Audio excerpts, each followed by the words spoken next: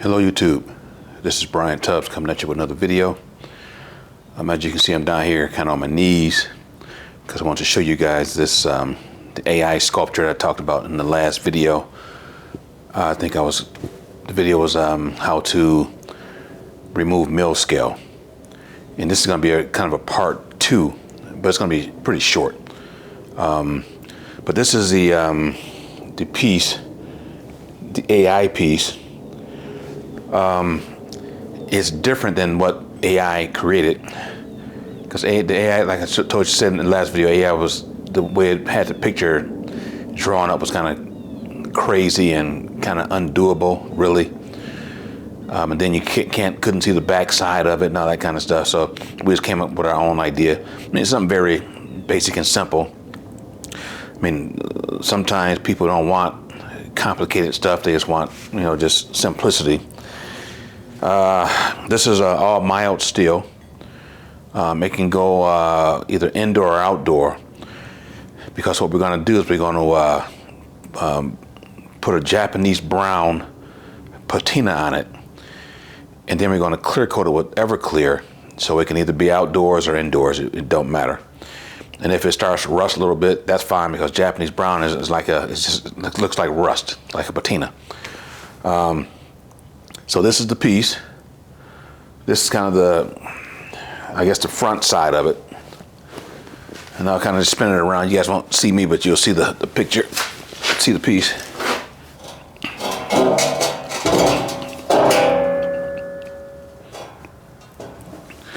And that's kind of a right side view.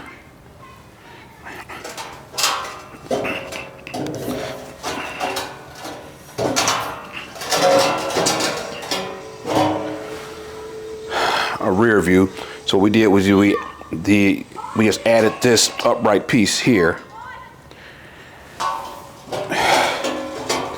and we added this piece as a connector from there to here, and then we just added another piece down here just to connect this piece to the rest of it, and it's not just kind of hanging out there. And then these pieces are 2x4. We added a 2x6 here just to let it extend out, just to take the piece out, and it lines up with the head, going across here.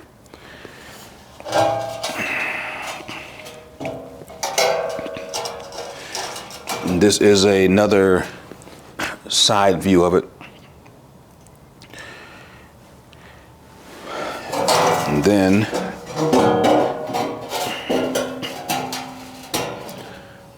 just kind of back to the front. So that's kind of the final upper portion of the piece. We were gonna do 4 legs on a base, but we decided just to leave it like this and put it on a flat base. And this right here is going to be its base. This is 1/4 inch. I went 20 by 20. This piece is somewhere around 12 and a half, 13 and a half, depending on the angle.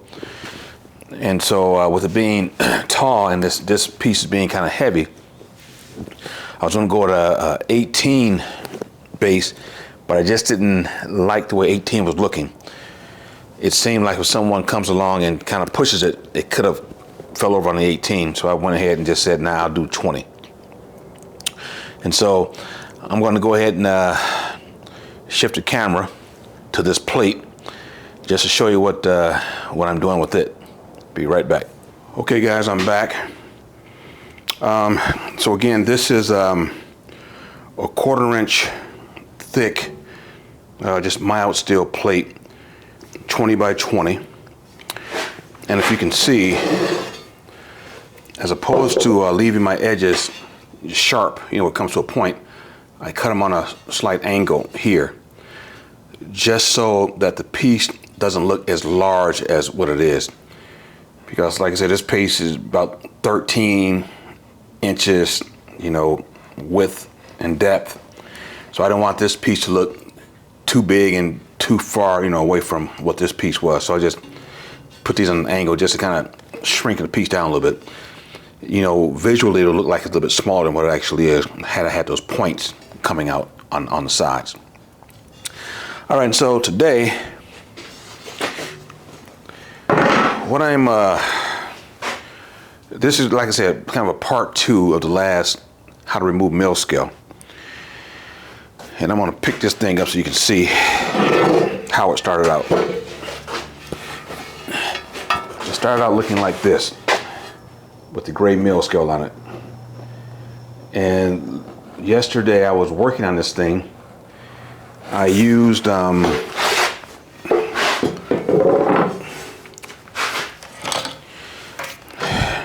was using this grinding disc that I told you guys about on the last video. I got these from Menards, 2 in a pack. I think they're Pro Max 4.5 inch paint and rust removing discs. I'll put a picture up of them. And this is what's left of the second disc. Pretty much nothing.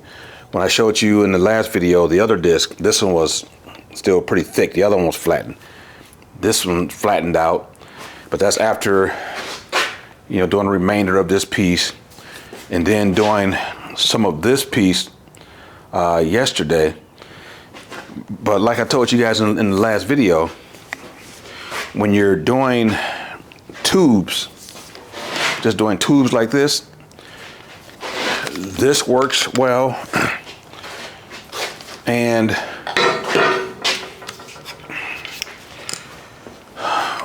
my conditioning sander or polisher works well with the tubes.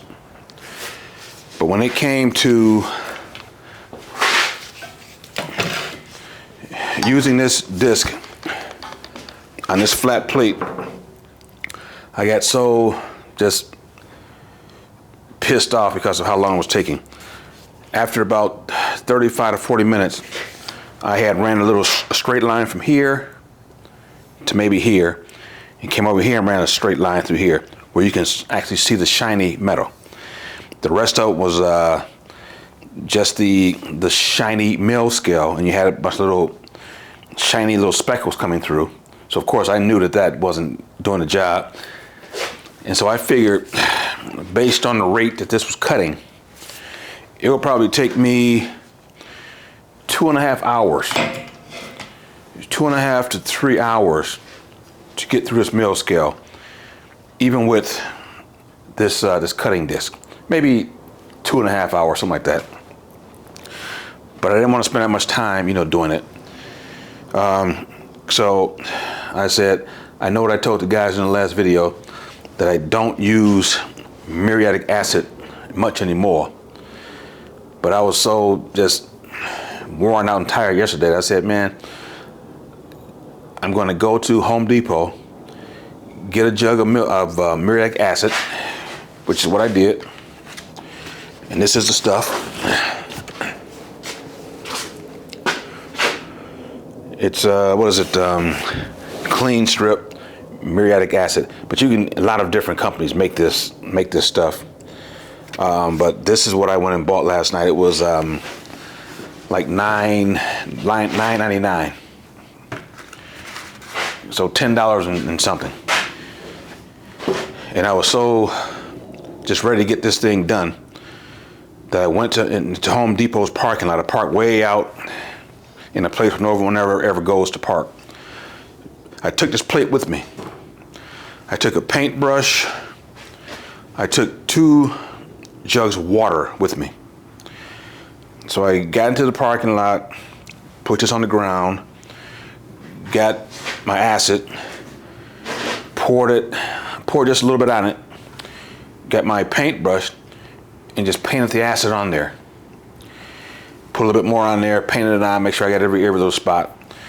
Then I got back into my car, and let me just say, I kept it far enough away from my car that the fumes won't get on my paint and start eating through my paint, or, you know, my chrome and all that kind of stuff. So I kept it away from my car. But I let it sit on the metal. I sat in my car watching, you know, videos and whatnot, just to waste some time. I gave it about 15 to 20 minutes. Then I got out of the car, walked over to it, And I had my face shield. I had my glasses. I had some rubber gloves on, long sleeves, long pants, shoes, of course. And so I walked out, got my paintbrush, and just start wiping it. And I can see some of the mill scale starting to kind of lift. So what I did was I figured that the acid that was on there was starting to off gas because it was right out in the open. So I took a little bit more, poured it on there, got my paintbrush, brushed it on again, went back into the car, sat down for another 15, 16 minutes, whatever it was.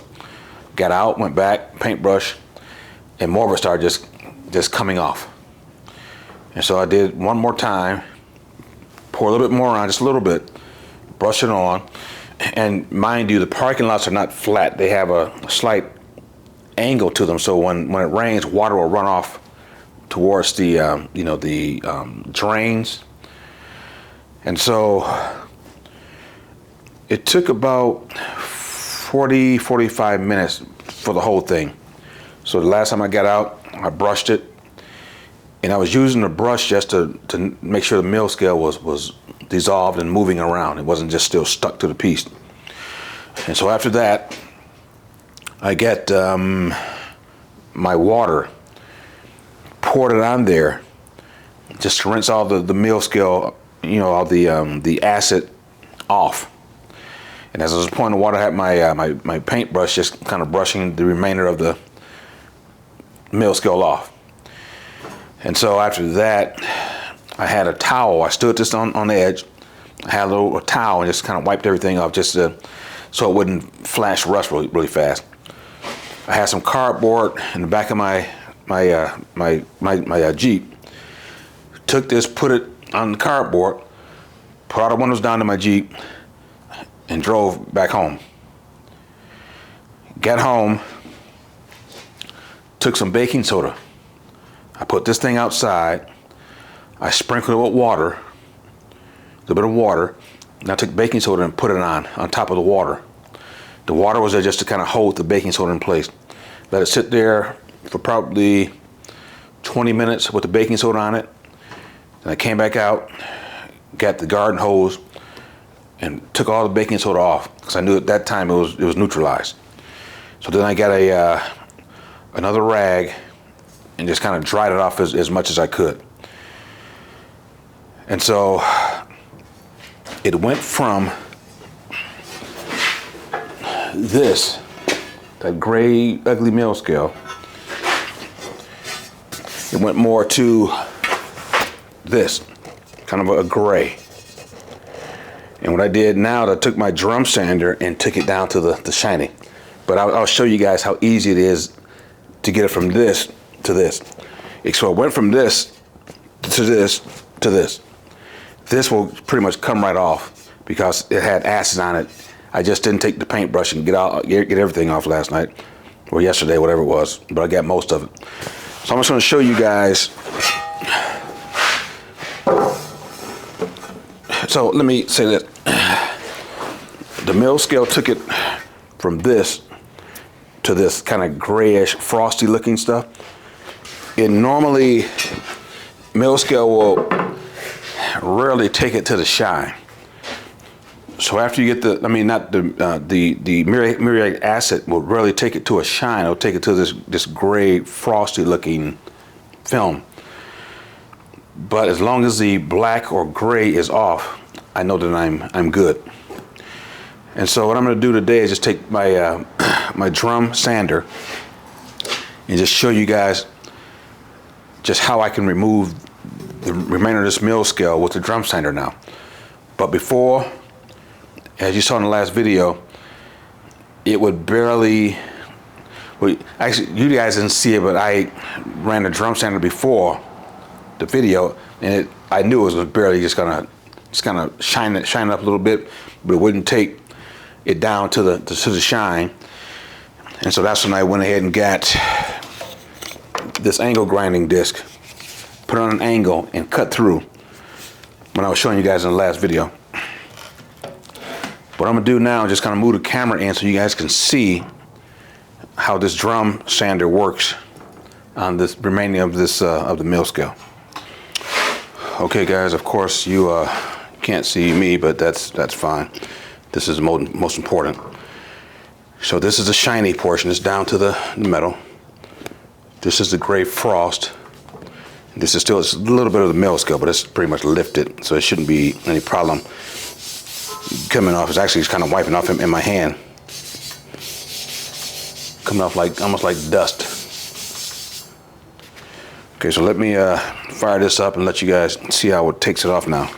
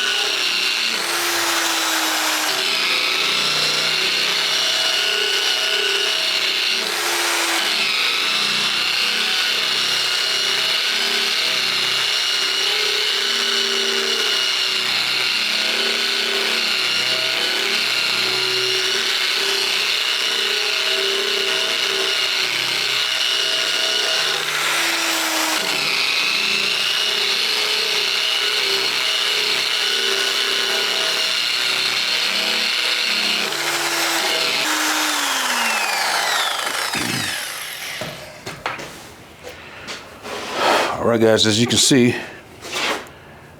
it's shiny metal. All I have to do now is take the sculpture, set it on, get a magic marker, mark where those 3 legs rest on here, just trace around those legs. Probably just, you know, a couple lines, one top, one on the back, side. I don't have to do a full trace. Then I'm going to drill holes through this plate, so when condensation build up inside of those legs, it'll have a place to go. It won't be trapped inside of the legs. So every vertical piece on that sculpture that you just saw has a hole underneath, so water can drain. And then what I'm going to do is just put probably a 1/2 inch holes on all 4 corners so they can mount this thing down. Because oftentimes when customers buy a sculpture, they want to know how they can mount it down, because they don't want someone to come along and steal the sculpture. So I always put about 1/2 inch to 5/8 holes on all 4 sides. I was going to do just maybe a hole here and a hole here with that smaller sculpture, but sometime when you weld this metal, it can kind of bow a little bit. So I want to be able to tie it down on all 4 sides. All right guys, so that's going to pretty much do it for this video. But I just wanted to let you see that you can't always go at what you had planned. My plan was to use a drum disc and the angle grinder disc to get the mill scale off. I could have gotten it off with that, but just would have taken too long. So I just said, okay, that's it. I'm going to get me some acid and pour it on there and did what I did. Stuff came off in a few minutes while I was sitting there watching a video.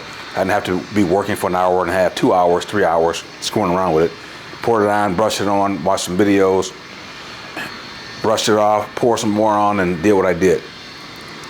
And the important thing was neutralizing that acid with the baking soda and then drying it off before it flash rusted And after I rinsed everything off and I was sure that all the muriatic acid was gone, I brought it into the shop and let it sit overnight. Just this, this bottle was outside of the shop. The rags, the paintbrush, all that stuff was outside. I didn't bring it here at all.